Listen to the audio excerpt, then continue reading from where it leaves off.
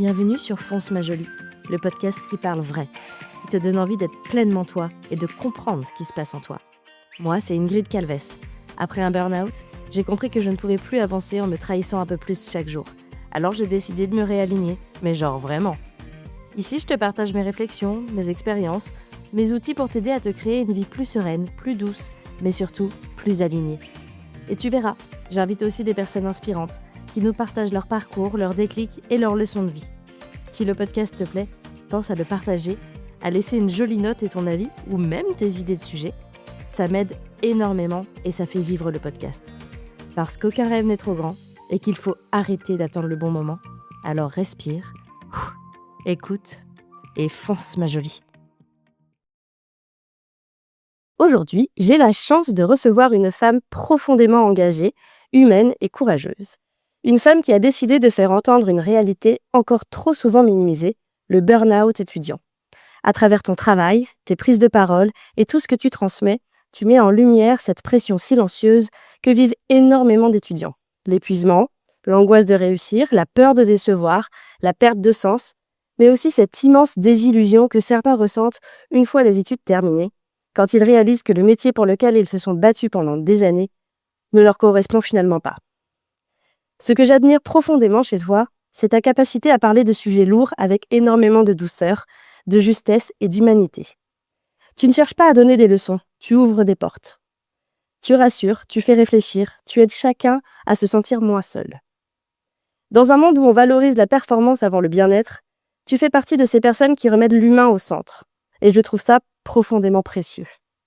J'ai hâte de découvrir ton parcours, de partager avec toi ce moment et surtout, 1000 fois, merci d'avoir accepté mon invitation. Bienvenue sur Fonce ma jolie Léa. Merci beaucoup pour cette belle introduction. Ça me touche beaucoup. Merci pour l'invitation. Je suis ravie d'être sur ton podcast et de pouvoir justement parler de ce parcours et de pourquoi aujourd'hui aussi je m'engage sur ce sujet parce qu'il y a forcément une explication. Oui, Et on va le découvrir. c'est ça. Alors pour ceux qui ne te connaîtraient pas, Léa, est-ce que tu pourrais te présenter avec tes mots qui es-tu ? Oui, tout à fait. Donc moi, je m'appelle Léa Mongenot et donc j'ai 26 ans et je suis entrepreneur depuis 3 ans. Donc si les calculs sont bons, j'ai entrepris à 23 ans. Ouais. J'ai monté cette entreprise et voilà, aujourd'hui, je dirais que je me décris comme une personne audacieuse qui a parfois aussi beaucoup de doutes, parfois beaucoup de questionnements. Je suis très mentale, beaucoup dans la rumination, mais j'aime entreprendre, j'aime créer. C'est vraiment ça qui m'anime. Et voilà, et puis à côté, je suis une grande passionnée de la vie. J'ai appris à l'apprécier aussi, la vie. Toutes les décisions que j'ai pu prendre, ça m'a permis de faire des projets qui m'animent aujourd'hui et vraiment juste de profiter. C'est ça, profiter de l'instant présent. C'est ça. Comme aujourd'hui, là, tu vois. Exactement, tout à fait. Voilà, c'est vrai qu'on prend ce moment-là et si on devait rentrer un peu plus dans ton histoire, justement, dans ton vécu, est-ce que tu peux nous raconter un peu ton parcours ? Tu prends le point de départ que tu veux. C'est ça. Je pense qu'au début, je voulais partir sur un départ d'il y a quelques années, mais je pense que je vais partir encore un petit peu plus loin. Vas-y, on va où tu veux. Exactement. En fait, quand j'étais plus jeune, j'ai toujours adoré la prise de parole, faire du théâtre. Je fais du théâtre, de la comédie musicale, j'ai été chanteuse dans un groupe de musique. J'ai toujours adoré prendre la parole. Tous mes professeurs disaient « mais t'es trop forte à l'oral, etc. » C'était tout le temps ça sur mon bulletin. Trop bien. C'est important cet aspect-là et j'y reviendrai après. Et puis après, voilà, j'ai eu un parcours relativement classique. Voilà, j'ai eu mon bac ST2S, donc sciences sanitaires et sociales, mention bien. J'étais plutôt bonne élève. Et puis, je suis partie après en licence, donc à la faculté à Brest. Ok. Je suis arrivée à Brest en 2017. T'étais pas d'ici ? Je suis de Roscoff. Ok, j'ai grandi pas loin, sur la côte. Sur la côte, c'est ça. Et puis voilà, après à 17 ans, j'arrive avec mes petits bagages à Brest, à la grande ville. Exactement. Et puis, je démarre un parcours, donc c'était une licence sciences sanitaires et sociales. Un parcours assez général, parce que je savais pas trop ce que je voulais faire de ma vie. Bah oui, c'est l'occasion. Première année, deuxième année, ça se passe bien. Et puis, troisième année, il y a l'enjeu forcément de dire, OK, maintenant, je fais quoi ? Bah oui, vers quel métier j'ai envie de me former ? Donc, j'ai validé ma licence, c'était en plein confinement, mais mention bien. Super. Voilà, donc j'étais, un parcours plutôt réussi, avec des stages qui m'ont plu. Et puis, j'arrive en master.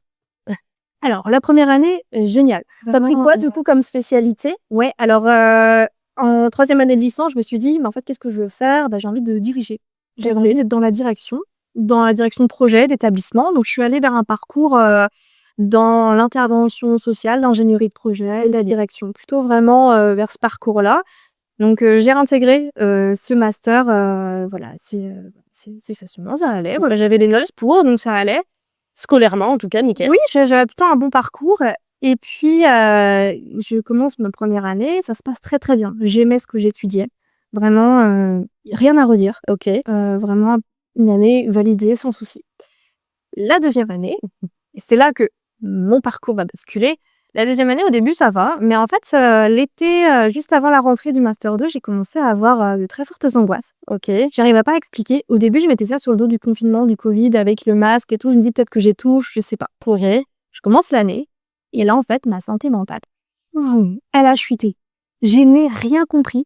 En fait, j'ai commencé un stage à ce moment-là. J'ai commencé à travailler sur mon mémoire. J'ai commencé à avoir plein de dossiers à rendre. Et en fait, au fur et à mesure de l'année, tout s'est effondré pour moi.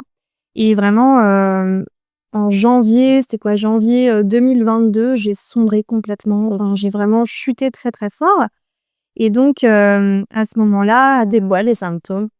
eh bien, les symptômes, j'étais comme un robot. C'est-à-dire que je prenais ma voiture pour aller vers mon lieu de stage. Je savais même plus qu'est-ce que je faisais. Je conduisais de manière automatique. Je faisais tout de manière automatique. J'étais exténuée, fatiguée. J'étais angoissée constamment. C'était vraiment une anxiété généralisée à ce moment-là, tout le temps, à n'importe quel moment, à quel endroit. Ça se représentait par des crises d'angoisse, peut-être des mots, de la respiration. C'est ça, crise d'angoisse, vraiment, et puis un mal-être profond, quoi. Ouais, ok. Vraiment, je me dis, mais je me levais le matin sans aucune envie, Ouais. etc. J'étais pas paralysée au lit, mais après, je dormais beaucoup. Beaucoup, beaucoup. Ok. Hypersomnolence, on appelait ça. Ouais. Là, moi, c'était des heures et des heures au lit. J'avais qu'une seule hâte, c'est de dormir. Ok. Donc là, déjà, c'était un signal. C'était une manière finalement de te cacher, enfin, ou de. C'est ça. Et puis moi, j'étais pas l'élève. Et puis j'avais envie de réussir. Et puis on l'a toujours dit, Léa, faut que tu réussisses ton master parce que tu peux pas réussir si t'es pas cadre, si t'as pas de bac plus 5. Alors moi, vraiment, j'étais conditionnée. Dans un parcours, voilà, assez exigeant aussi. La direction, c'est exigeant. Et en fait, je me suis dit, il faut que je tienne bon. Alors, comment j'ai fait pour tenir bon? Et on pourra après recreuser un petit peu en parler. Eh bien, j'ai été suivie par un psychiatre. Ok, j'étais sous traitement. Je me suis dit, allez, C'est bien, t'as été demander de l'aide. j'ai été demandé de l'aide, je pense, au bon moment. Ouais. Au moment vraiment de la bascule. Vraiment, je pense que c'était vraiment J'ai d'abord été voir mon médecin. Donc là, ça a ne pas hésiter à en parler à un médecin. Dire, voilà, je me sens pas bien. Donc, elle a pu me accompagner. J'ai été ensuite recommandée. J'ai pu voir un psychiatre, être suivie vraiment par rapport à mes crises d'angoisse, par rapport à mon mal-être. Et donc, j'ai tenu bon. Mais après, voilà, mon parcours a continué. J'ai passé les examens. Ah oui. Mais il y avait ce fameux mémoire de fin d'études. Et je sais que de nombreux étudiants qui écouteront peut-être ce podcast se reconnaîtront. Le mémoire, c'est très difficile. Ouais. Et moi, j'ai un stage qui s'est pas bien passé du tout. Ouais. Où je me suis pas du tout sentie à ma place. Et donc, à ce moment-là, mon directeur de mémoire m'a dit, en fait, tu passeras pas ta soutenance en juin, tu la passeras en septembre. Et puis en plus, ça rallonge. Faire décaler. Et en fait, à ce moment-là de ma vie, j'en avais marre. Je ne voulais plus tout ça. Je valide juste pour valider, en fait. Ok. Et je savais au fond de moi que je ne voulais plus aller vers là. Ouais, ok. Donc, ce que j'ai fait, c'est que je me suis inscrite en institut de formation pour étudier la psychologie et la relation d'aide. Sans volonté de travailler là-dedans. Sans volonté de me lancer dans la santé mentale. Oui, c'était presque parallèlement à ton mal-être à toi. C'était peut-être aussi la façon de comprendre ce qui t'arrivait, ce que tu vivais et de pouvoir mettre des mots là-dessus aussi. C'est ça, parce que j'étais tellement mal. Et là, un jour, j'appelle ma mère. Je lui dis, en fait, moi, j'ai envie d'accompagner les gens. Je sais pas comment, ni qu'est-ce que je peux faire, mais je veux accompagner. Elle m'a dit, écoute, essaye de trouver une formation, quelque chose comme ça, pour te former à tout ça, sans forcément après exercer, mais au moins, voilà. T'auras des bases, quoi. Ouais. Et donc, je me suis lancée en parallèle de mon mémoire. Ouais, là, quel boulot. Oh ouais. Charge de boulot, ouais. Ouais. Mais en fait, c'était une formation à distance à mon rythme. Ok. Donc, c'est vrai qu'on se dit, mais en plein burn-out, se lancer là-dedans, mais en fait, c'est ça qui m'a permis de guérir. Et on en reviendra. C'est vrai, je te rejoins. En fait, c'est pas tant le repos pour le repos qui aide, c'est trouver quelque chose qui te fait du bien. Là, c'est ça. Et je trouve ça vrai parce que c'est pas avec 15 jours d'arrêt, même des vacances au soleil, que ça va aller mieux. Il faut retrouver du sens. Oui, c'est ça. Et finalement, cette formation t'a aidé à retrouver peut-être du sens. Exactement, tout à fait. Mais ça n'a pas duré longtemps, hein, c'est deux choses en parallèle, puisqu'en fait, au moment où j'ai commencé ma formation, j'ai reçu un mail de mon directeur de mémoire qui me disait que je devais redoubler, tout recommencer à zéro. Et là, je me suis effondrée au sol, crise d'angoisse, j'ai fait, j'arrête tout. Et je me dis là, ce qui me fait plaisir, ce qui m'anime, c'est ma formation, je vais continuer. Et là, en fait, j'ai tout arrêté. Et donc là, vraiment, je me suis dit, je sais plus où je vais, mais je sais que là, ma formation elle me fait du bien, elle dure à peu près 1 an. Je vais me reconstruire grâce à ça. Ah, trop bien. Et donc, j'ai continué ma formation, mais j'avais plus de projet professionnel. C'est dur à 23 ans quand tu te dis, ouais, parcours tout tracé, plus rien du lendemain. Est-ce que tu dirais que tu avais ou que tu as le syndrome de la bonne élève? Oui, je l'ai eu pendant très très très longtemps. Donc, sortir de ce cadre, ça a été dur à l'accepter. Puis on voit toutes les personnes avec qui tu as étudié qui ont un métier, qui passent leur soutenance, tout va bien, et toi, t'es là. C'est lié. Ouais, il y a aussi ça, le regard des autres, le rapport à l'autre, etc. Et qui te renvoyait finalement, j'aime pas ce mot, mais à ton propre échec, dans cette voie-là que tu avais à la base choisie, quoi. Exactement, tout à fait. Donc, j'ai pris la décision à 23 ans, soit je continuais et j'allais détruire ma santé mentale, soit j'arrêtais tout. Donc, j'ai la chance d'avoir été très bien soutenue par ma famille, j'ai tout arrêté. Et donc, aujourd'hui, j'en suis là aujourd'hui. Et j'expliquerai un petit peu. Bah oui, c'est ça. Et du coup, donc tu nous as expliqué ce déclic-là. Est-ce que tu dirais que c'était vraiment un burn-out étudiant, comme c'est pour ça peut-être que ça a été après la suite dans ta manière, en tout cas, de voir la vie et de l'aborder.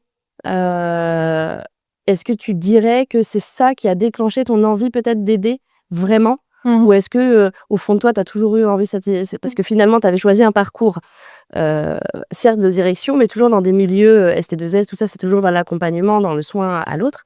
Ou est-ce que tu dirais que c'est vraiment ce moment-là où tu dis non, moi, je veux accompagner, je veux pas diriger forcément une structure, mais je veux accompagner moi personnellement, quitte à diriger ma propre structure, justement. Exactement.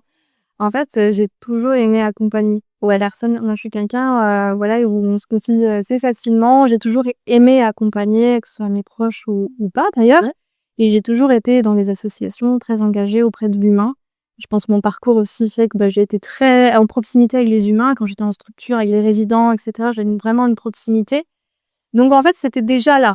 Oui. Et en fait, le fait d'avoir vécu un épuisement, mes proches me disent que c'est vraiment un burn-out. Mon psychiatre me l'a clairement dit. Mais c'est dur encore pour moi de mettre ce mot-là, voilà. Mais en tout cas, j'ai vécu un sacré épuisement. Et à ce moment-là, ça m'a donné le déclic, non pas d'écrire le livre Burn-out étudiant. C'est pas vraiment là où j'ai eu le déclic, c'est par la suite. Mais j'ai déjà commencé un petit peu à me questionner sur le burn-out étudiant. C'est là que j'ai fait mes premières recherches sans vouloir écrire de livre. Le livre est vraiment venu après. Et c'était déjà pour moi. Oui, pour moi. Bah oui, il peut comprendre en fait sans réaliser. J'avais traversé ça. Et puis, et après, j'ai eu forcément l'envie de m'engager sur ce sujet, mais c'est venu beaucoup plus tard. C'est venu peut-être 2 ans après, vraiment, où j'ai voulu le rendre public. Parce que finalement, donc tu arrêtes ce master. Donc tu ne passes pas ta soutenance au mois de septembre, tu ne redoubles pas comme tu avais conseillé ce merveilleux prof. Et donc tu fais cette formation à distance donc de psychologie, etc. C'est quoi la suite? Justement, tu dis que c'est venu bien plus tard. Entre ce moment où finalement en septembre tu ne reprends pas et le moment où tu décides de t'engager sur autre chose, il se passe quoi dans ce laps de temps? Ah oui, il se passe beaucoup de choses. Raconte-nous. Ben oui. Donc moi, je continue cette formation et je commence vraiment à retrouver des émotions positives.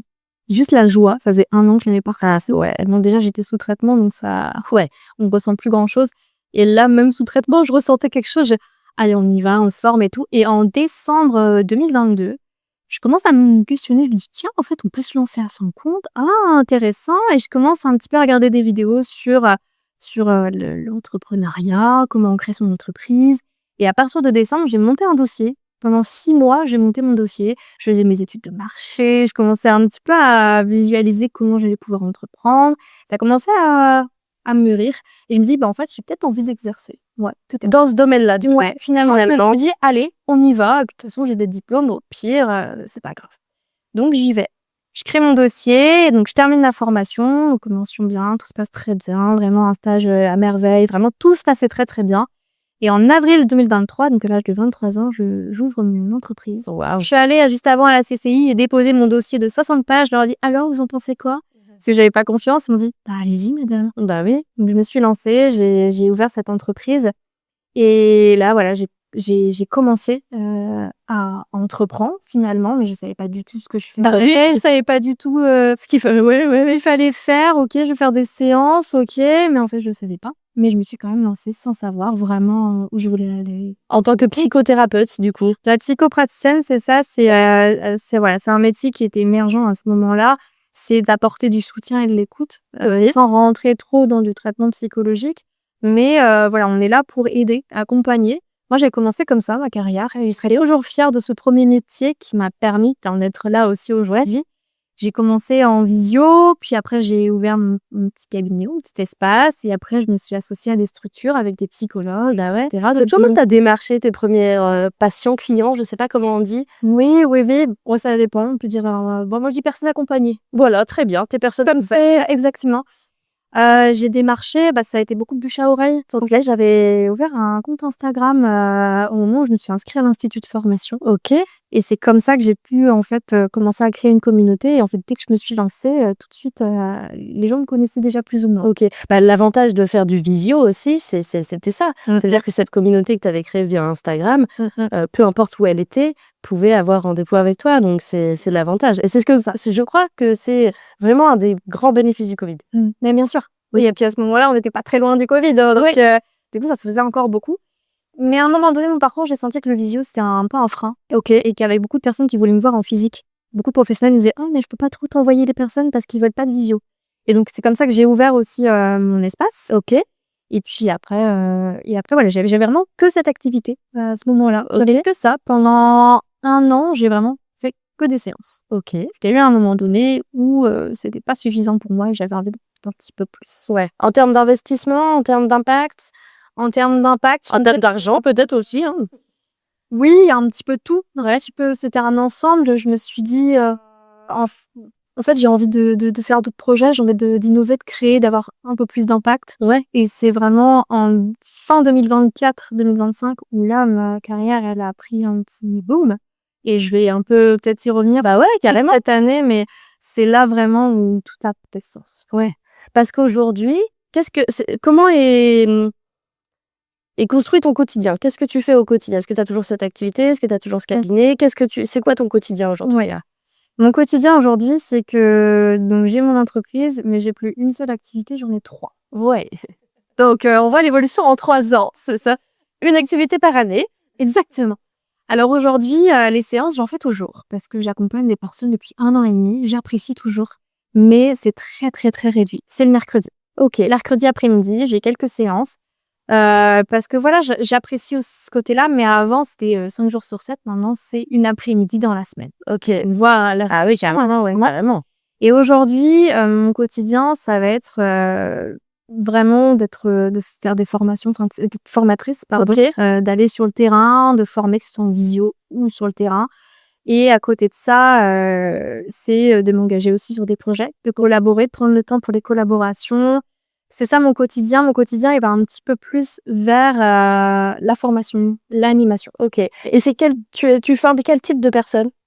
Et un petit peu tout profil. Toutes les personnes que j'ai pu former, ça peut être des dirigeants de grandes structures. Ok. Comme ça peut être aussi des créateurs d'entreprises. Ok. Ça peut être tout profil finalement parce que je suis formatrice à la fois dans le domaine de la santé mentale mais aussi de l'entrepreneuriat. Ok. J'ai des commandes sur les deux. Ok. Ça peut être les deux en même temps aussi. Ça peut arriver. Mais voilà, c'est un peu tout profil. J'ai eu des dirigeants, ressources humaines. Ça peut être étudiants, créateurs d'entreprises. Et que tout profil. Donc c'est ça que j'aime bien aussi. Bah oui, c'est-à-dire J'ai plein de profils différents et on en apprend beaucoup. Et tu dois t'adapter à chaque fois, quoi. C'est ça. À la structure et au public.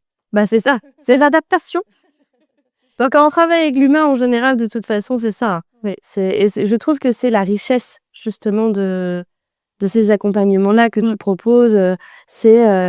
C'est de toujours s'adapter aussi aux besoins réels de l'autre, à tes envies, à toi aussi du moment, à la réalité du terrain aussi. C'est ça. Et donc, tu en as parlé un petit peu tout à l'heure, mais donc tu as fait finalement du burn-out étudiant un petit peu une mission de vie. En tout cas, avec le recul aujourd'hui, tu sais que c'est quelque chose que tu as traversé, que des centaines, des milliers de jeunes traversent encore aujourd'hui. Oui. Tu as même écrit du coup un livre sur ce sujet. Oui. Tu as évoqué ça, donc au-delà d'être formatrice, tu es aussi auteure d'un livre. Pourquoi c'était important d'écrire ce livre-là pour toi? Je pense que je vais peut-être parler du processus. Ensuite parler de pourquoi carrément, parce que le processus, il est important, parce que j'ai hésité longtemps avant de le rendre public. C'est un long parcours. OK.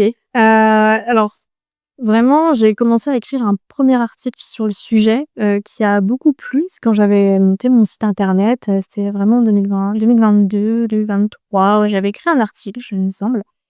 Et c'est en janvier 2023 où je suis allée à la bibliothèque universitaire. OK.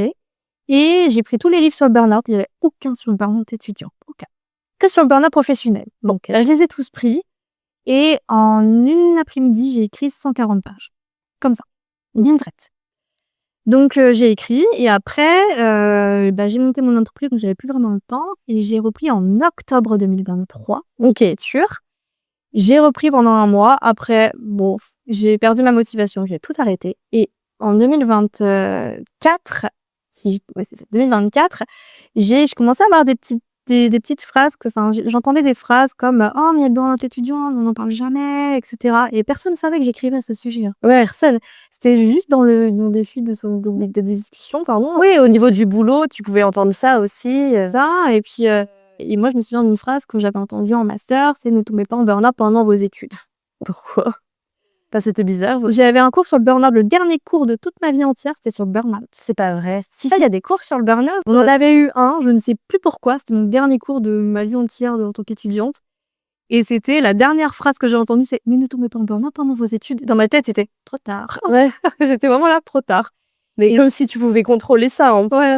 Et du coup, cette phrase, elle a résonné. Je me dis, mais ça existe, on peut et tout. Et puis après, voilà, j'ai compris ce que j'avais vécu, tout ça. Et puis, ça a commencé à faire sens grâce à tous ces retours. Et je me suis décidée en mars 2024 de prendre 2 mois de ma vie pour le terminer.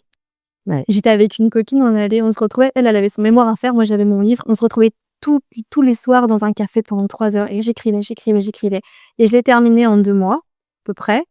Et en août, j'ai commencé à démarcher les maisons d'édition. OK. Je me suis pris refus sur refus. Ça a été très compliqué. Ça fait quoi la motivation des refus? Sujet trop niche. OK. Un sujet qui ne pourrait pas forcément avoir d'impact, un peu trop niche, ou c'était jamais vraiment ce qu'il fallait. Ou des fois, juste on ne répondait pas, mais c'est considéré comme un refus aussi. Ouais, oui. Voilà. Donc c'était ça. Mais c'est pas grave, j'ai continué, j'ai relancé. Et en février 2025, je me suis dit, avec tous les refus que j'ai eus, je me dis, j'arrête tout. J'étais à ça de tout arrêter, de limite supprimer mon livre en mode ça sert à rien. Ouais. Et une semaine après, j'ai une maison d'édition qui me dit en fait, on doit bien vous signer un contrat d'édition. Donc en mars 2025, j'ai signé mon contrat d'édition et le livre s'est construit. Il a pris forme, etc. Et en octobre 2025, il est sorti dans toutes les librairies de France, donc Fnac, Dialogue, Cultura, Leclerc et toutes les librairies indépendantes. Incroyable. Voilà. Oh, la fierté, non? Oui, complètement. Et donc ce sujet, c'est ça. Et ce sujet, je l'ai rendu visible. Alors moi, je parle pas de mon expérience dans le livre. Non, c'est vraiment quelque chose que je ne souhaitais pas. Par contre, je porte le sujet parce que c'est un sujet qui est émergent. Je sais que ça va être très compliqué, mais j'entends déjà les retours et je me dis qu'il était temps. Ouais. Tu sais que il y a quelques jours, j'ai rencontré 2 jeunes femmes qui sont actuellement étudiantes et le sujet est venu sur la table parce que je leur disais que j'allais te rencontrer, etc. Et mais c'était impressionnant la réaction qu'elles ont eue. C'était mais oui, évidemment que ça existe, mais c'est marrant. Moi, mes parents, ils me disent mais c'est pas possible. Justement, je crois que la première fois qu'on s'est rencontrés, tu disais enfin bon, t'es jeune, tu peux pas être fatiguée. Et c'est exactement ce qu'elle m'a dit. Et je dis il est plus que temps en effet de mettre ça sur la table et que surtout ces jeunes-là et les parents de ces jeunes-là aussi, pas que. C'est ça. Justement, en fait, je trouve ça intéressant que les jeunes puissent mettre des mots en disant bah oui c'est vrai peut-être que je vis ça, mais les parents, les grands-parents, les profs puissent aussi voir cet épisode-là et se dire ah bah oui peut-être qu'en effet je fais peut-être pas assez attention et peut-être qu'ils sont touchés eux aussi parce que c'est vrai que j'en ai parlé un petit peu dans l'introduction, mais c'est un public qui aujourd'hui vit une certaine précarité, hein, ils gagnent pas non plus des milliers des cents, ils doivent se loger. Pour la plupart, ils doivent bosser à côté de leurs études. Ils ont une pression peut-être familiale, et cetera. Tu disais tout à l'heure, au niveau, même, interne à la fac, tu peux avoir une certaine pression. Maintenant, faut plus faire de burn-out, faut pas être trop fatigué, faut ça fait beaucoup, quoi. Ça fait beaucoup sur, Ça fait beaucoup et justement, alors, toi, tu as voulu arrêter, reprendre, arrêter et finalement, tu as été au bout et les retours sont bons. Qu'est-ce que tu retiens de toute cette période justement d'incertitude, Je retiens que c'est important d'aller au bout de ses idées. Que franchement, je suis contente de m'être poussée un petit peu parce que j'aurais regretté de pas l'avoir mis en valeur et je sentais qu'il y avait un besoin. Alors, comme je disais sur mes réseaux sociaux, je traverse une période qui est pas simple parce que quand on sort un livre sur un tel sujet, Ouais, c'est dur. C'est très, très dur et j'ai failli abandonner, mon combat, hein. J'ai eu beaucoup d'encouragement et je remercie d'ailleurs toutes les personnes qui m'encouragent parce que c'est un combat que je mène. J'ai décidé de soulever ce sujet. C'est pas simple. C'est pas simple quand on le fait, mais je sais qu'il faut le faire. tu es confrontée à alors pas des haters parce que mais en tout cas à des gens qui discréditent presque ton travail? Bien sûr. Ouais, J'ai eu récemment, c'est pour ça que j'ai voulu abandonner, je me suis confrontée à quelque chose de très, très, très dur. Je ne pourrais pas rentrer dans le détail, mais quand c'est tout un système aussi qui parfois, ah bah, tu t'attaques à une grosse machine, hein? sans rentrer dans les détails, je pense qu'on comprend. J'ai eu un rejet, très, très important voilà, on m'a clairement dit que je n'avais pas ma place, pas ma légitimité en tout cas à parler. Bon. Tu es qui toi pour écrire sur ça, quoi? C'est un petit peu ça, Ouais. tout à fait. Mais je m'arrête pas. Je continue. Et puis parce que je sais qu'il me faut et que moi je suis là juste pour porter le sujet. Bah oui, c'est ça. Voilà. Moi je suis là pour l'amener. Après, Et puis peut-être pour aussi éveiller certaines consciences, pour ouvrir un débat. Parce que c'est l'intérêt aussi d'un débat. Si on est tout le temps d'accord avec l'autre, il y a pas de débat. exactement, C'est ça. Donc c'est hyper intéressant, moi je trouve que tu portes ça. Et justement, tu t'es engagée dans la santé mentale. ouais. Tu es la cofondatrice de Synopsy. Oui. Est-ce que tu pourrais nous expliquer ce que c'est, ce que vous faites, et cetera? C'est quoi l'intérêt? Ah oui, Synopsis, c'est arrivé à un moment de ma vie, je m'y attendais pas du tout. OK. Je te disais tout à l'heure que moi j'avais toujours imaginé un podcast. Je savais ou podcast ou émission. J'avais même créé un logo en 2020, quelque chose, avec un casque micro de radio et je me dis: «Ah, un jour j'aimerais trop faire ça». Bon, je l'ai jamais lancé et puis, si j'ai rencontré un collègue et puis ce collègue avait un podcast et puis finalement on s'est dit: «Pourquoi pas en créer une émission de radio, avoir une plus grande portée?» et donc en décembre 2024, on a lancé notre première émission en direct à la radio. Alors la radio, je ne connaissais pas du tout, et en fait, on s'est dit: «Qu'est-ce qu'on veut vraiment?» En fait, on veut mettre en avant l'initiative locale. Dire: «On va inviter une structure pour que tout le monde puisse connaître cette structure», se dire: «Oh tiens, je me reconnais. Ah je vais contacter la structure. OK, je vais être bénévole» ou quoi que ce soit. Et c'est comme ça que ça s'est lancé. Au début, on devait aller, prospecter pour, trouver des invités. C'est un invité par mois. OK. Et en fait, en mars, 2025, notre programmation était complète jusqu'à décembre Ah la vache! 2025. Ouais, Vous faites une émission par mois? c'est ça. OK. Et on invite, toutes sortes de structures. On a invité un élu, mais on invite aussi on a invité le 31-14, une femme, toutes les structures, à portée, à la fois, régionale, nationale. On invite des structures aussi qui viennent d'être créées aussi, Pour les aider aussi à porter un peu, tout à fait. faire connaître? Exactement. Donc cette émission, c'est un investissement en temps, mais qui, moi, m'a permis aussi d'avoir des compétences en animation. Bah oui. Animer des structures parce que j'ai animé, pardon, des émissions parce que j'ai pas fait que des émissions de radio grâce à Synopsy. J'ai aussi été, journaliste, fait des interviews, j'ai animé une table ronde au Capucin à Brest. Ah oui. Tout ça, donc ça m'a permis, voilà, de commencer à faire ma petite place dans l'animation. Bah et peut-être que tu disais au tout début, que depuis que tu étais toute petite, tu avais toujours aimé parler, Oui. que, voilà, cette âme un peu de leader aussi ou de prendre ta place. Et d'ailleurs, c'est pour ça que tu es partie après sur un master un peu plus dans la direction, toujours cette âme-là de leader. Je pense que ton parcours, il est finalement assez cohérent, même si tu es pas allée au bout de certaines choses, mais chaque petite étape a construit finalement ce que tu es aujourd'hui. Et du coup, Synopsis, ça fait partie des différentes activités, des 3 activités que tu disais tout à l'heure? Ou Synopsis, c'est pas du tout une activité. C'est vrai qu'on pourrait penser, mais c'est de l'investissement en temps. OK. Synopsis, c'est pas du tout mon métier. Allez, c'est un projet que j'ai décidé de faire à côté. OK. Juste du temps. Voilà, c'est juste ça.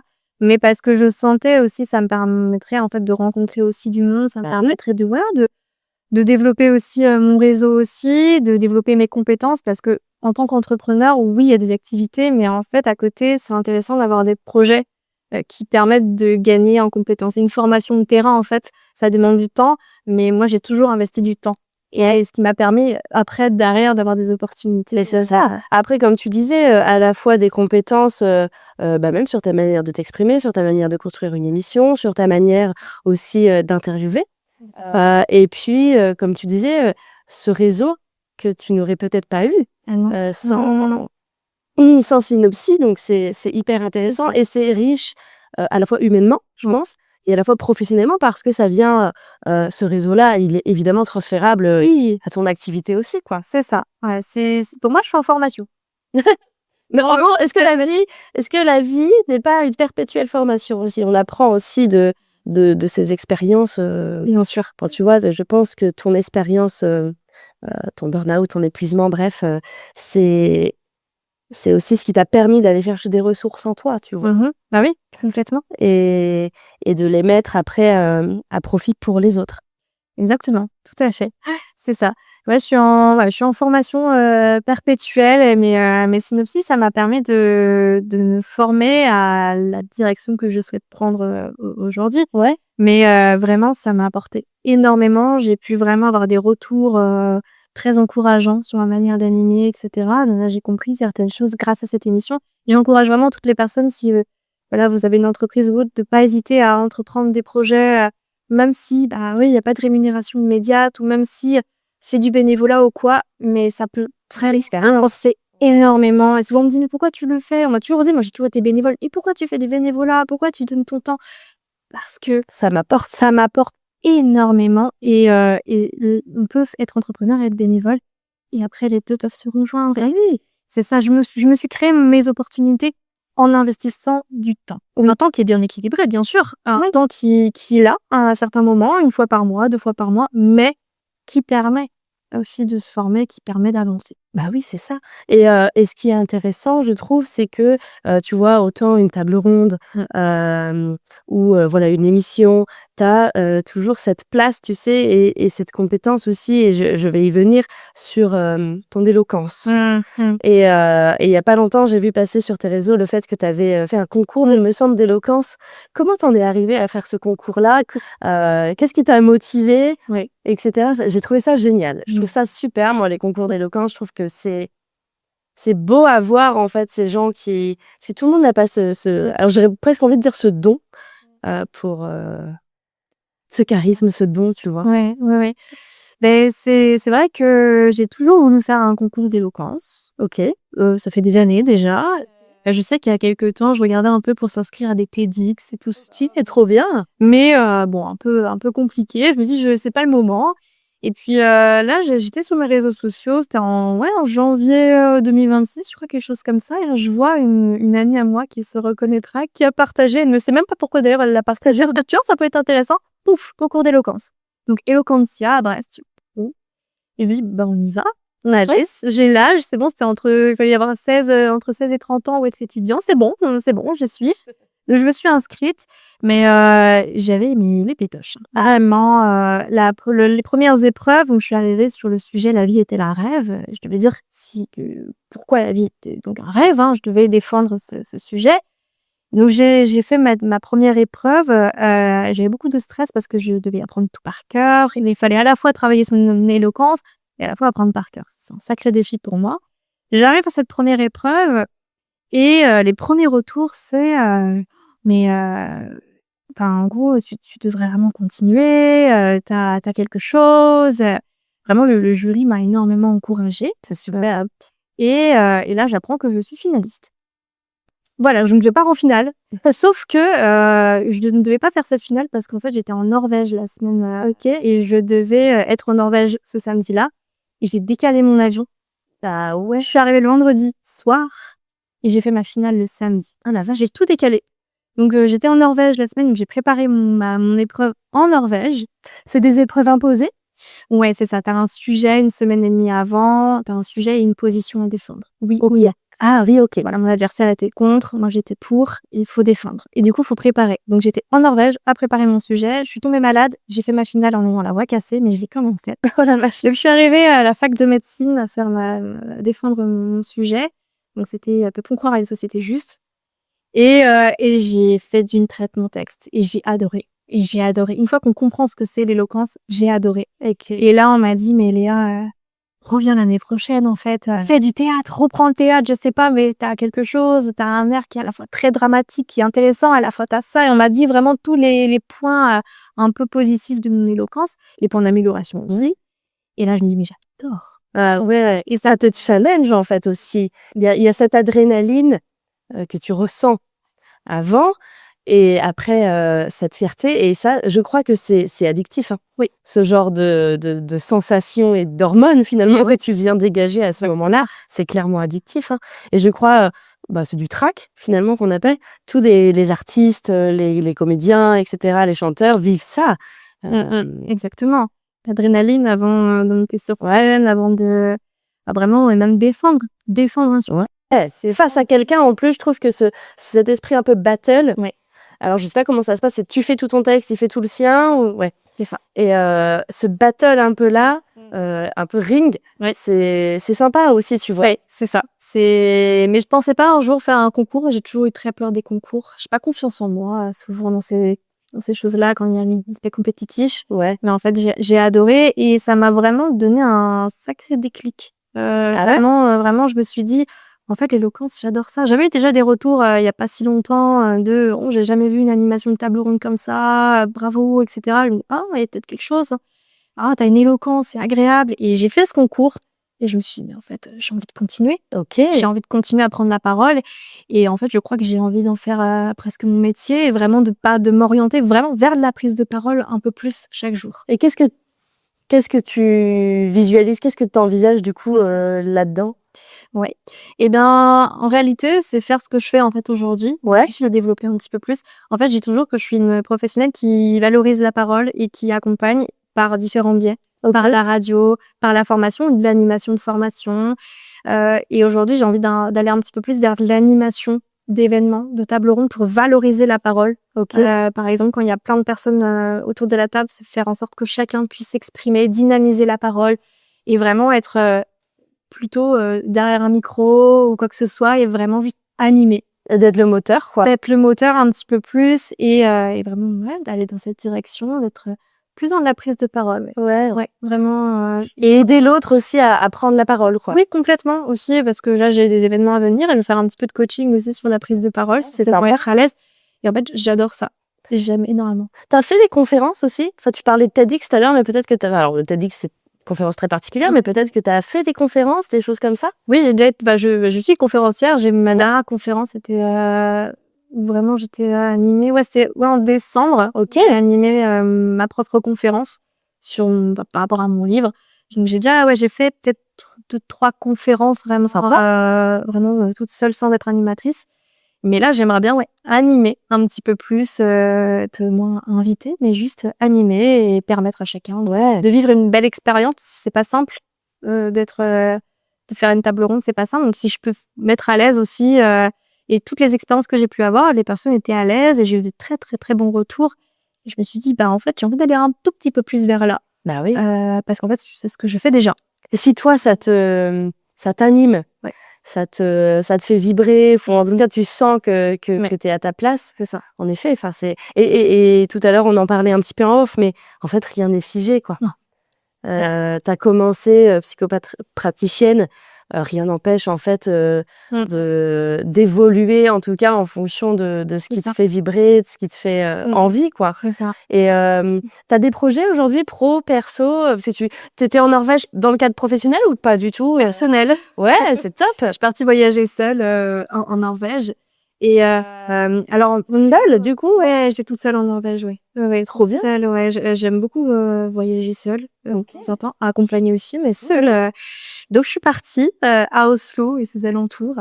Mais en fait, moi, c'est vrai que mes projets aujourd'hui, c'est déjà continuer à explorer la vie. Parce qu'aujourd'hui, je profite beaucoup de ma vie. On dit, mais elle a une vie pro très, très riche. Mais j'ai une vie personnelle aussi vraiment riche et je sais vivre à côté. Tu veux en parler un peu Bah, c'est vrai que quand j'ai commencé l'entrepreneuriat, je ne vivais que par le travail, je ne voyais plus rien autour et en fait, c'est pas ça qu'il me faut. Moi, j'ai autant une vie professionnelle qu'une vie personnelle et ma vie personnelle, c'est pas mal de voyages, pas mal d'explorations, d'expériences diverses et variées. Je vis beaucoup de belles choses tout en prenant du temps pour moi aussi avec mes proches. J'ai un très bel équilibre aujourd'hui. Ouais, on ne dirait pas, mais j'ai un bel équilibre finalement. Bah, si ça te convient à toi. Exactement, tout à fait. J'ai jamais été aussi en forme en fait qu'aujourd'hui. Ouais, ça qui est assez dingue, on parlait du sens. Bah, j'ai du sens partout, dans tout ce que je fais, je trouve du Et sens. t'arrives à être pleinement là aussi, tu vois. Oui. Et en voyage, t'as fait quoi? Tiens, raconte-nous un peu, t'es allée où? Guadeloupe, Espagne, Portugal, Excellent. Écosse, Oslo, Allemagne, Suisse. Tout ça toute seule? Non, des fois j'étais accompagnée, des fois pas. Écosse, j'ai fait une partie toute seule, en road trip toute seule, après j'étais accompagnée, ça dépend des voyages. Trop bien. Ouais, ouais, c'est ça, Tu fais surtout en mode road trip, t'es une globe, comment on dit? Flotteuse, flotteuse? Ouais, ça dépend, mais j'aime bien partir à l'aventure et Écosse, ouais, j'ai fait 10 destinations en 2 semaines à peu près. Trop bien. J'étais vraiment, tout le temps à bouger. C'était génial et j'adore ça, ouais. Ouais. Donc ça, c'est vraiment mes projets perso, c'est de continuer. Après, je suis une grande sportive aussi, c'est de continuer dans ce domaine-là aussi, de l'escalade et autres. Je fais ouais, beaucoup de sport et puis en pro, je dirais que c'est, continuer à aller vers de l'animation encore plus, prendre la parole encore plus, animer vos événements. Si jamais vous êtes dans d'une animatrice dans le champ de la santé mentale ou de l'entrepreneuriat aussi, ouais, les 2, et ben, je peux animer aussi les événements et puis je vais reprendre le théâtre aussi Ah bah cette oui. année. Merci au jury du concours d'éloquence Bah qui oui. m'ont donné envie de reprendre le théâtre. Je vais vers cette direction parce que je sais que c'est là que j'ai envie d'aller. Parce que pendant 3 ans, je dirais que ça a été un bordel organisé. Ouais. Parce que j'ai En fait, tu posais tes bases. ouais, c'est ça. Les gens avaient du mal à suivre, mais même moi, je dis mais laissez-moi explorer. Bah oui. Et au bout de 3 ans, je peux enfin le dire, c'est bon, je sais où j'ai envie d'aller. Ça commence à être un peu plus structuré. Mais 2025, ça a été un bazar organisé. Mais tu sais, moi j'aime bien dire, tu sais, quand tu fais le tri chez toi, admettons, t'as envie de ranger une pièce, un armoire, un machin, il y a toujours une phase de bordel. Hein. Ah oui, Quand tu tries un garage, un truc, il y a un bordel monstre partout. Tu fais du tri, tu jettes certains trucs, tu gardes d'autres et après tu cloisonnes et tu ranges. mais c'est ça, tout à Et fait. ben c'est ça. C'est ça. Là, je suis en train de cloisonner, voilà. de ranger un Tu petit mets dans peu. des petites boîtes, tu ranges bien. Voilà, c'est ça. Donc voilà, c'est de continuer à vivre pleinement ma vie, continuer à prendre autant soin de moi par le sport et par d'autres choses et aujourd'hui, je suis vraiment pleinement en forme, en fait. Ouais, Je suis en forme. mentalement, physiquement. Bah, j'ai plus de troubles anxieux, enfin, quelques Oui, angoisses, tout le monde, mais tout le monde n'en peut pas ne oui. pas avoir d'angoisse, c'est normal d'avoir une Oui. anxiété. Mais aujourd'hui, ça va, mais beaucoup mieux. Elle envahit pas oui, ta c'est vie, ça, quoi. c'est ça. Cette angoisse-là, elle envahit plus ta vie. Et je dirais que ma plus grande fierté, quand on me demande en tant qu'entrepreneur, ma plus grande fierté, c'est d'avoir entrepris, ça personne peut-être ne le sait d'ailleurs. Je me dévoile aujourd'hui, Vas-y. mais j'étais paralysée au lit. J'allais à des événements alors que j'avais fait une crise d'angoisse juste avant. Ouais. J'ai vécu avec un trouble anxieux généralisé, mais très très fort. Et j'ai quand même entrepris avec ce trouble. Et Ouais. pour moi, c'est la plus grande des fiertés. Bah ouais. Parce que personne ne sait que je faisais des crises d'angoisse et j'allais faire mes séances juste après, que je devais mettre un masque et tout allait bien. J'ai avancé comme ça, tout en prenant le temps de me guérir. Et ça a mis du temps et c'est que depuis récemment, en fait, que je me remette ce trouble anxieux. Et voilà, mais ça a été dur à certains moments d'entreprendre avec ça. En fait, c'est ça, c'est de te pousser malgré cette paralysie, en fait, anxieuse, quoi. Voilà. Et finalement, est-ce que c'est pas aussi ce qui t'a guéri? Si. Et de forcer un peu, enfin, tu sais, de finalement être aller à l'encontre, enfin ne pas... En fait, j'en avais parlé dans un autre épisode avec Johan, où pareil, à un moment donné dans sa vie où il était en dépression et il a eu ce sentiment un peu de choix, de se dire, soit je me laisse complètement sombrer et puis on verra, soit non, je décide de me dire, ok, je vais pas bien, mais je vais aller pas par pas, petit pas par petit pas, vers la lumière, quoi, en gros. Et je trouve que c'est vraiment cette notion de choix-là, c'est-à-dire que oui, alors certes, tu vivais des tempêtes émotionnelles terribles, mais il y avait toujours cette bascule de je fais le choix de me dire, allez, t'y vas quand même, et tu vas vers la lumière, tu vois, c'est ça. En fait, je me disais, ok, imaginons là, de 14h à 15h, je travaille pas. Je m'autorisais à m'effondrer dans mon lit, à pleurer, à vivre mon angoisse. Par contre, je me disais toujours, par contre, tu vas travailler. Et je tenais mes engagements. Je n'annulais pas, j'évitais parce que c'est un cercle vicieux. Ah bah oui. Et je n'annulais pas et j'y allais, même si c'était peut-être difficile. Et plus j'ai fait ça, plus j'ai guéri au fur et à mesure. Bah oui. Parce que au début, c'est dur. Tu te fais violence. Tu te fais violence parce que quand tes pensées sont horribles, tu dis je vais rester au lit, paralysée. Non, j'y allais et j'ai tenu tous mes engagements. Même en étant au fond du trou, clairement, et j'y allais. Et en fait, j'ai guéri déjà en faisant des projets qui m'animent, mais l'entrepreneuriat m'a guéri, même si c'est dur et vraiment l'entrepreneuriat pour moi c'est l'épreuve parfois la plus difficile. J'ai vécu des sacrées épreuves aussi. Mais en vrai, maintenant, je suis encore là. J'ai aussi eu un bon soutien et aujourd'hui, comme je vais vers quelque chose qui m'anime vraiment, je me sens vraiment pleinement bien. Là, je sors d'une période un petit peu difficile ou de remise en question. T'as toujours des périodes charnières comme ça. Là, j'en ai une où je me dis, j'arrête tout, j'en ai marre de l'entrepreneuriat. Et puis là, ça revient. Et puis voilà. Vous voyez, c'est ça. C'est l'entrepreneuriat, quoi. C'est un chemin de vie et tout arrêter. Et puis finalement, je suis toujours là. Bah oui. 3 ans après. Est-ce que tu crois qu'un jour tu pourrais... Parce que du coup, t'as jamais été salariée? Si, à côté de mon entreprise, j'ai été salariée de temps en temps. Même aujourd'hui, pour moi, c'est important parce que l'entrepreneuriat, c'est bien pour moi. Mais je trouve que c'est quelque chose qui a pu peut-être me faire sentir assez mal, de me dire que chaque matin, je me levais et que j'étais responsable de ma propre réussite. Imaginons, tu travailles pas, t'as pas d'argent à la fin du mois et ça commençait à peser très très lourd et ça commençait à dégrader ma santé mentale. Donc j'ai fait le choix de travailler à côté pour mon équilibre mental. Et au moment cette pression, en fait, pour libérer un peu cette pression que tu te mettais. Exactement. Et je me suis dit, peu importe l'état de mon entreprise, je veux avoir quelque chose à côté. Ça a été une décision la plus douloureuse que j'ai pu prendre. Mais en fait, j'étais tellement dans un moment où ça commençait à être trop dur et ça avait un impact sur ma vie. Enfin, je pouvais plus. Donc, j'ai pris cette décision d'avoir quelque chose à côté. Et depuis que j'ai eu, en tout cas, ce à côté, mon entreprise a fait poum, comme ça. En fait, parce que j'étais tellement bien dans ma tête qu'en fait, je voyais tellement beaucoup plus clair. J'avais plus de flou mental qu'en fait, Et donc là, aujourd'hui, tu es salariée à côté de ton entreprise. Ça fait 1 an et demi que je suis salariée à côté. Et tu fais quoi? Et moi, je m'occupe, ça dépend. Je fais plusieurs métiers comme ça. Ça peut être, je me suis beaucoup occupée des personnes âgées, par exemple, à côté. Donc, toujours dans le milieu de l'humain. Donc, oui, c'est plein de contrats. En fait, t'as pas un contrat fixe. C'est ça, mais c'est vraiment des petites heures par-ci, par-là. Mais en fait, ça me permet, c'est ma bulle d'air.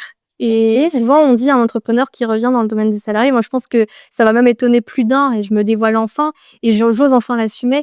Mais pour moi, ça, c'est pas un échec. Parce que pour moi, ça a été l'une des plus grandes réussites de reprendre quelque chose à côté. Parce que si vous voyez tout ça sur les réseaux, c'est parce que j'avais ça à côté. Et que j'avais une des entreprises qui m'encourageait et qu'en fait, j'avais des boulots flexibles. Donc, ce qui m'a permis d'entreprendre tout en garantissant une sécurité, surtout que je suis jeune. On sait jamais, il y a des projets de vie, il faut pouvoir avoir cette sécurité. Financière, tu dis? Financière ou sur plein d'autres points, mais au niveau mental, en tout cas, il fallait que je sécurise un petit peu les choses. Et là, je commençais un peu à sombrer. Et maintenant, tu connais les symptômes aussi. Exactement, je me suis dit, ok, qu'est-ce qu'il me faut? Et là, je me souviens, j'avais signé un contrat, donc j'étais en CDI à côté, du coup.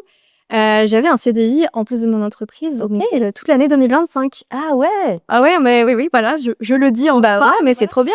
Pour moi, je l'ai pas dit parce que je voyais ça comme un échec. Je me suis dit, oh là là, mais en fait, c'est l'une de mes plus grandes réussites.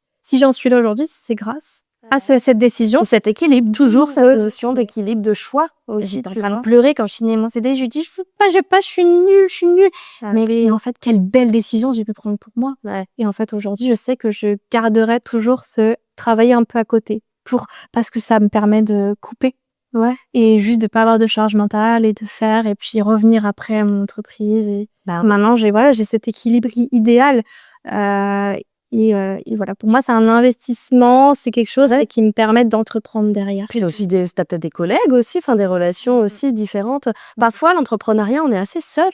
Oh oui. Et finalement, le salariat peut amener cette connexion humaine aussi, c'est ça, et un peu plus légère, j'ai envie de dire, sans cette pression, de performance ou exactement, de managériel. Tout à fait. Et vraiment, j'encourage les entrepreneurs, si vous vous sentez pas bien, etc., c'est pas un échec de remettre un pied. C'est, au contraire, c'est vous faire du bien aussi. C'est vraiment, moi, ça a été la meilleure décision. Et pourtant, j'étais au plus haut et pourtant, mon entreprise, ça allait. Non, ça allait peut-être, mais pas mentalement. C'est ça. En fait, une entreprise va bien, toi, t'allais bien, mais tu sentais que tu commençais à décliner. Voilà. Et en général, l'entreprise, ça suit. C'est-à-dire que si son dirigeant ne va pas bien, à un moment donné, ça se répercute forcément sur l'entreprise, quoi. C'est ça, tout à fait. Et voilà, donc je me suis écoutée, j'ai pris les décisions douloureuses peut-être, mais nécessaires. Ouais, pour pas retomber. Ouais. Et donc là, tu en es là aujourd'hui, mais si tu pouvais parler à la femme que tu étais il y a quelques années, peut-être celle qui traverse actuellement justement des moments compliqués, qui voit peut-être pas encore le bout du tunnel, qu'est-ce que tu lui dirais? Ah oui, ça c'est une bonne question. Je me souviens d'une vidéo que j'avais filmée après mon abandon des études. Je disais, j'espère que je m'en sortirai même sans bac plus 5. Déjà, je dirais à cette Léa, t'inquiète pas, alors, ça va être dur, tu vas encore un petit peu en baver, mais que tu vas pouvoir réussir à faire ta place. Et je dirais qu'elle a trouvé sa place. Parce que, se questionnait, elle se disait, est-ce qu'un jour je trouverai ma place dans cette société, dans cette vie professionnelle? Oui, elle la trouvera. Par contre, ça demandera de la persévérance, mais aussi lui dire que chaque effort qu'elle va faire, c'est pas pour rien. Parce que des fois, quand on entreprend, on pose des graines, mais des fois, le résultat, il vient 6 mois ou 1 an après. De pas se décourager, que chaque chose qu'elle va poser, ça va lui apporter quelque chose. Mais oui, je l'encouragerais. Je dirais que ça va aller et qu'on peut s'en sortir et que ça a été une décision difficile, mais que ça a été une très belle décision pour sa vie. Et qu'aujourd'hui, elle va réapprendre à vivre pleinement. Et c'est ça que je lui dirais, je pense, de pas regretter son choix. Que c'est peut-être pas le choix qu'on prend peut-être à 23 ans, mais qu'elle va vivre tous ses rêves, même ceux qu'elle pensait impossibles. Mais vraiment, en 2025, j'ai vraiment vécu beaucoup de mes rêves. Pro et perso. Alors, c'était quoi? T'as une petite liste de rêves comme ça? Ouais. Déjà, concours d'éloquence, aller voir Lady Gaga en concert. T'as été voir Lady Gaga en concert à Paris? Exactement. Oh my God. Ça a été... il y a plein d'autres rêves. Sortir mon livre. C'est vrai que ça a été une année riche, hein? Ouais, partir en Écosse. C'était un voyage que je voulais aussi. L'Écosse, c'est beau, l'Écosse. Aller à Annecy, en Suisse, voir le Mont Blanc, gravir le Mont Blanc. J'ai pas gravi le Mont Blanc, mais j'étais tout en haut du Mont Blanc aussi, le pic du Midi, ça s'appelle. Tout ça, c'était dans mes petits rêves. Et tout ça, je l'ai fait en 1 an. Même pas 1 an. 6 mois. Trop bien, tous mes rêves. Parce que j'ai commencé à vivre, en fait, parce que ça allait super bien à ce moment-là aussi. Pareil, la décision, certaines décisions m'ont amenée à être beaucoup plus heureuse et ces choix, je les assume. Et tu te sens plus épanouie maintenant? Oui, largement. Ouais. Franchement, il y a un niveau, je disais, en 2025, j'ai eu un niveau d'épanouissement très, très, très élevé. C'est assez dingue. Très élevé et un équilibre tellement bien, quoi. Vraiment, j'ai trouvé mon compte dans tout ce que je faisais, quoi. Et j'ai jamais été aussi en forme qu'aujourd'hui. C'est ça qui est fou. C'est bien, est-ce que c'est pas ça aussi le but Et je trouve ça bien, tu vois, t'es encore super jeune, quoi. T'as 26 ans, t'as encore toute la vie devant toi, t'as déjà traversé de grosses tempêtes. Et apprendre à se connaître à ce point-là, à ton âge, c'est... Bon, on dirait que je suis vieille quand je parle, mais c'est vachement beau parce que t'as encore tellement d'étapes à vivre. Je sais pas, tu vois, si un jour tu veux construire une famille, enfin tu vois, je sais pas en fait. Mais chaque étape là, finalement, tout ce que tu as déjà vécu, ça viendra nourrir toutes les étapes futures, c'est certain. Exactement. Non, aujourd'hui, vraiment, pour moi, je dis, j'ai une vie et j'ai trouvé une tranquillité Ouais, de vie. J'ai trouvé vraiment l'apaisement, tout. J'ai vraiment un quotidien aujourd'hui très, très apaisé, une vie professionnelle très riche, mais vraiment juste une vie parfaitement équilibrée. Ça m'a fallu du temps pour trouver cet équilibre. et puis il va peut-être bouger encore. Il va peut-être bouger, tout à fait. Forcément, hein. Mais aujourd'hui, vraiment, je vis une tranquillité, vraiment. J'ai mon petit cocon, vraiment, je vis, voilà, dans mon petit cocon, dans mon environnement et j'ai de temps en temps des événements et cetera et puis Tu vois, moi, je t'ai sorti de ta routine aujourd'hui. exactement, mais c'est la première fois aussi que je me livre, ce qui n'est pas évident parce que tout ce que j'ai dit, j'ai eu parfois du mal à le sortir. Ouais. Là, je suis en train de dire des choses, qui sont pas évidentes, mais que j'assume aujourd'hui parce que, si j'en suis là aujourd'hui, c'est toutes ces décisions-là, pour moi et pour mon entreprise. Bah ouais, c'est ça. Et moi, j'ai une tradition, donc en fin de podcast, donc Fonce ma jolie, le logo, c'est un post-it sur lequel il y a l'écriture donc de ma grand-mère qui m'a écrit ce petit mot comme si elle laissait un mot doux, tu sais, avant de partir le matin, tu laisserais un petit post-it. Si toi, tu devais laisser un petit mot donc sur ce post-it pour donner confiance ou pas, ou pour dynamiser, qu'est-ce que tu écrirais? Moi, j'écrirais, n'attends pas que ça soit idéal, fonce et rends-le idéal. Oh! C'est exactement ma définition. J'ai toujours foncé alors que rien n'était parfait, rien n'était idéal, mais j'ai foncé et j'ai rendu ma vie idéale. Ah, c'est beau! Voilà. J'aime bien! Ah ouais, je l'ai sorti comme ça, c'est ce qui m'inspire. Mais j'aime bien parce que c'est ça, en fait, ça veut dire que même si c'est imparfait, fais-le, quoi. Ah bah oui. Ah oui, complètement et rends-le parfait. Ouais. Non, pas parfait, mais rends-le idéal. À ton niveau, ton quoi. niveau, à ton Ouais. niveau. Bah, on peut terminer là-dessus, hein. Moi, ça me va bien. Moi, ça me va aussi. Et ben, merci beaucoup, Léa, pour ta confiance. Merci d'être venue jusqu'ici pour te livrer. Oui. Et puis, je te souhaite évidemment que cette année 2026 puisse aussi réaliser de nombreux rêves. Oui. Ah, on va le faire. Bah oui, tout à fait. Merci beaucoup pour l'invitation. Et puis, bah, à très vite. À très vite. Merci beaucoup.